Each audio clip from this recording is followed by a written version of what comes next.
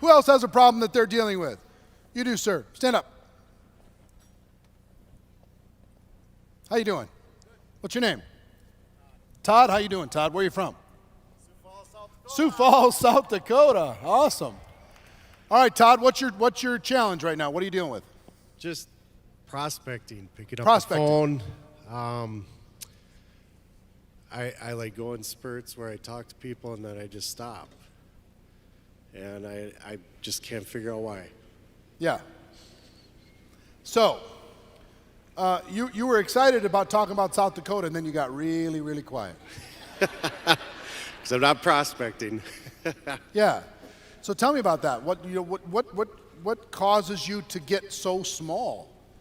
You got really, really small. Did you notice? I did. As soon as the topic prospecting came up, you just went, shoo, and you got small. Why? Well, for about 3 years, I went through a divorce. Ah. And it was horrible. Yep. And when I look back, I think that dragged me down so much that I'm just trying to find a way back up.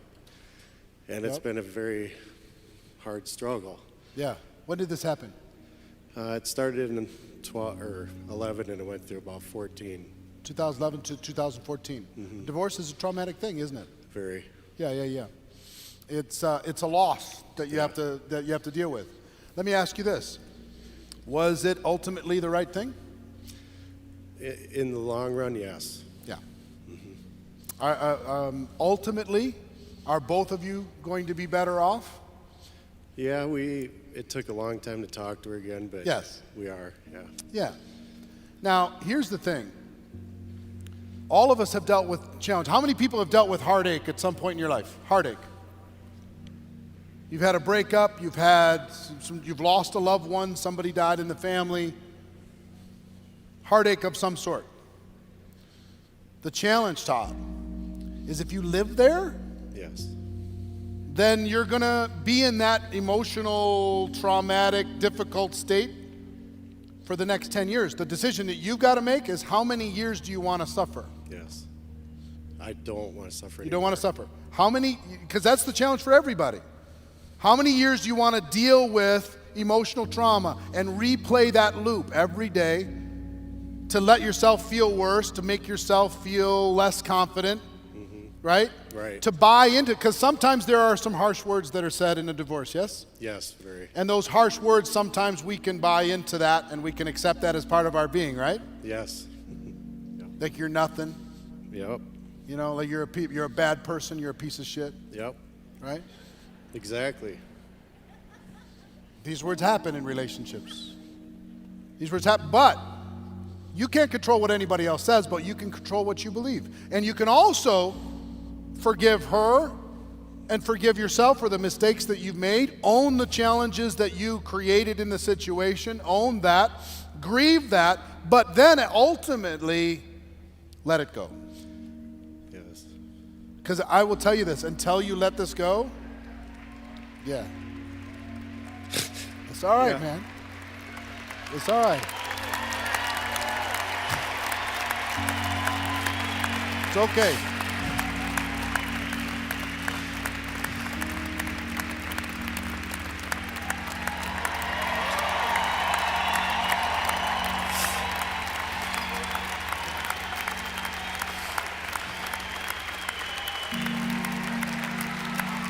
There you go, look around.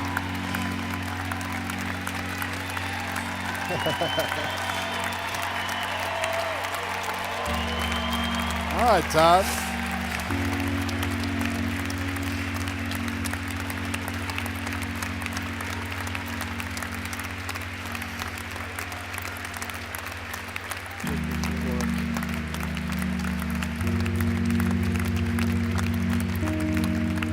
All right, everybody have a seat. Careful, you might end up with a new girlfriend. Here's the thing, Todd. Sometimes we can take the trauma of life, and I want you to all hear this because you've all had trauma. You've all had loss. You've all had heartache.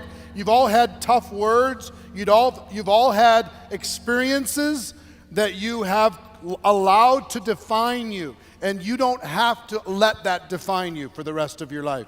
You can decide You can decide not to live in a state of suffering. A state of pain and a state of suffering are two different things. Yes, yeah, it is. You can be in pain, but you don't have to be in suffering. Right.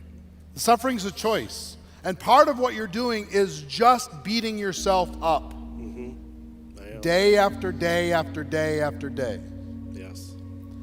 And Todd, you look like a little mouse.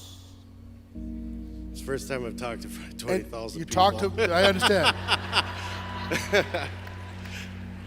But if you were really free, and if you really put this, you respected it, you don't forget it. It's a piece of your journey. It was important. It's part of your moving forward in life, and you're going to be stronger because of it. You're going to be a better partner to whoever shows up in your life in the future. You're going to learn from this, right? Yes. And if you truly were able to release the suffering, not the pain, but the suffering, what would your body look like? How would you hold your body if you really were able to let it go? Oh, it would be so much of a relief. You see the difference? Yeah. It's way more here than it is here. Yeah. You know why prospecting is hard? Because I'm still holding the pain of the divorce. Yes. Yes. A lot. If I come to you, like, I want to tell you about my opportunity. Yes. Yes. But if I come to you, having lived a full life, guess what builds rapport? Having gone through pain. Yes. You have the ability to connect with somebody else who's gone through difficulty, to be able to talk to them about their challenge, to be able to say, yes, I experienced it too. Right. I experienced the pain and I chose to walk away from the suffering piece of it. Yes. And I developed a new muscle that when suffering showed up, I killed that monster. Right. I killed that little tiny being before it became a monster. Yeah. You know what I mean? Yes. Kill the suffering early. You can be in physical pain. You can still be in joy. Right. Right? Yes. You don't have to accept suffering. So here's what I'm going to tell you, Todd. Okay. The obstacle becomes the opportunity. The obstacle for us was an opportunity to talk about what was the real issue. Yes. The real issue has nothing to do with your opportunity, it has nothing to do with your skills, because you'll figure all that stuff out. Right. But when you put your chin up, you put your shoulders back, you put a smile on your face and in your heart, and you go talk to people about an opportunity to flex their entrepreneurial muscle, I promise you, they're going to see the joy in you and not the pain, and they'll be attracted to joy, and they'll be not attracted to the suffering that's happening in your life right now. Wow. Give Todd a big round of applause. I'm proud of you, man. Thank you very much.